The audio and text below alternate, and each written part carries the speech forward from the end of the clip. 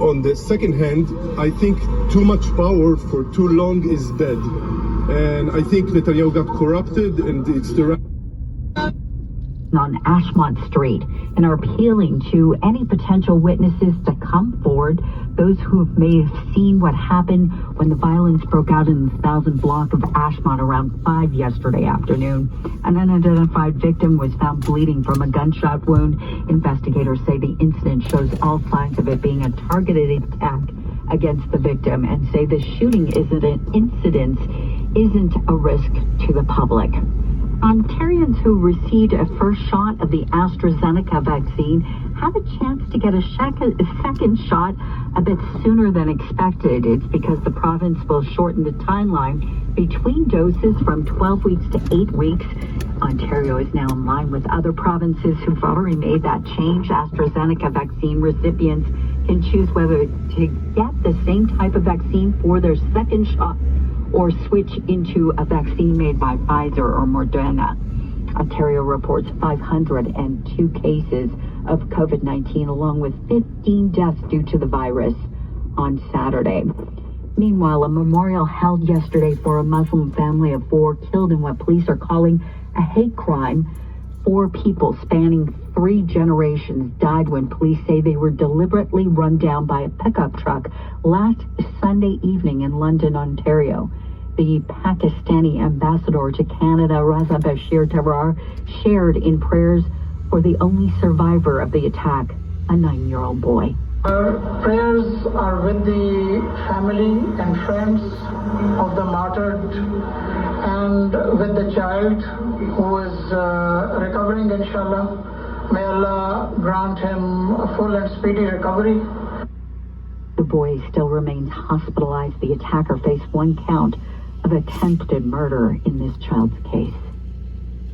The head of an inequality policy for Oxfam International is welcoming a promise made by G7 leaders to boost investment to help poor countries reduce their carbon footprint. We need to see a lot more detail and see the scale and how it's going to be done. And it also looks like it's broadly for mitigation. It's to stop these countries emitting more carbon, which is of course a good thing, but it doesn't help the poor people that are being hit by climate change right now. So yes, it's probably a good thing, but is it enough? Absolutely not.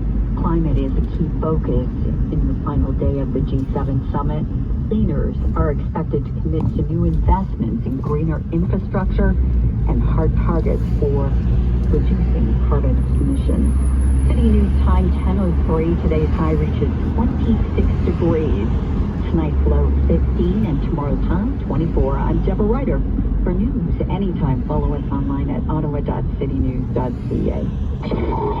You're listening to a repeat broadcast. This is City News On 1011 FM and 1310 AM.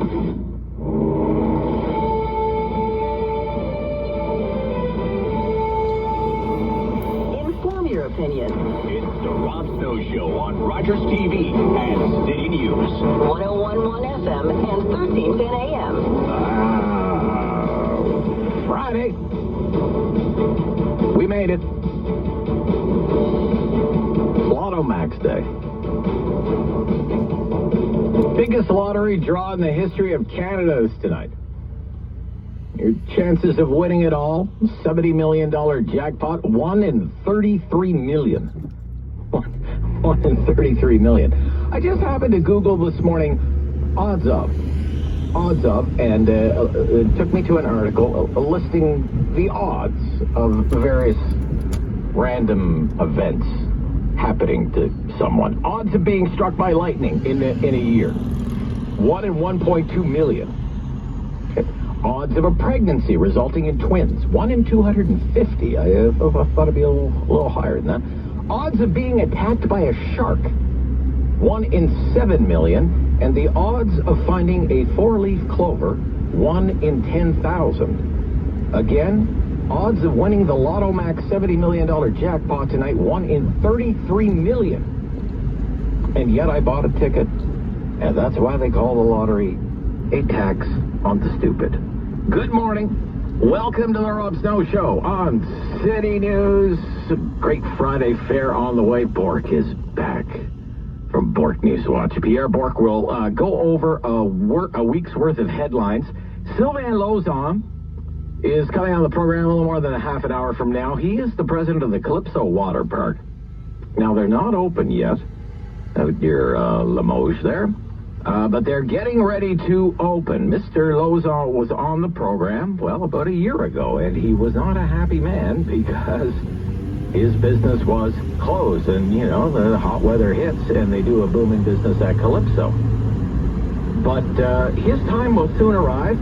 We'll ask what it's been like for him over the last year, and what going to the Calypso Water Park is going to look like this season. The G7, as you heard with Andrew, underway in the UK. Prime Minister Trudeau is there.